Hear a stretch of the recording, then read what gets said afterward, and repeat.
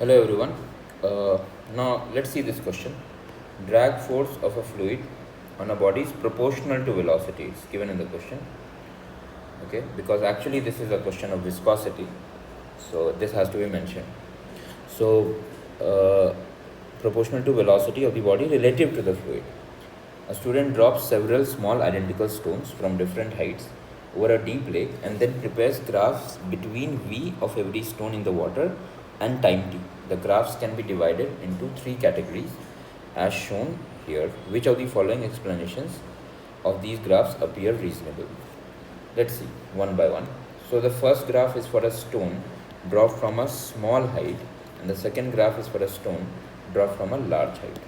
So what will happen, since the drag force is proportional to velocity, so there will be a certain velocity with which if the stone is going down, then the drag force, which is kv, will be balancing the weight. And if the velocity is lesser than this particular value, then what will happen? Then it will accelerate downward, because the drag force will be lesser than the weight.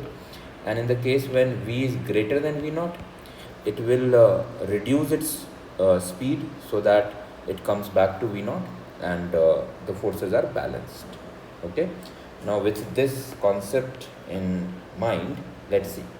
So if you drop from a small height, then the speed is likely to be less, right? It is likely to be lesser than v naught as compared to the case when you drop from a large height. So when you drop from a large height, there is greater likelihood that v will be greater than v naught. So first graph is for a stone dropped from a small height. Is that correct? So let's see what is happening. As the stone goes inside, the speed reduces. Okay, so that means initial speed is more. So is that matching with our option over here? No. Okay, because it should be larger height. Then the first graph is for a stone dropped from a large height, and the second is for a stone dropped from a small height. Yeah, that may be true. Okay, so the first graph can be for the case when you are dropping from a larger height, so v is greater than v naught. Then in that case you will get this kind of a graph, and when v is lesser than v naught due to small height, then you will get this kind of a graph.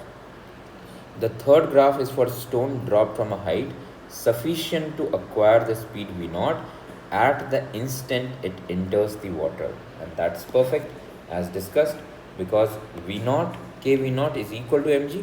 So what will happen? It will remain unaccelerated. Okay.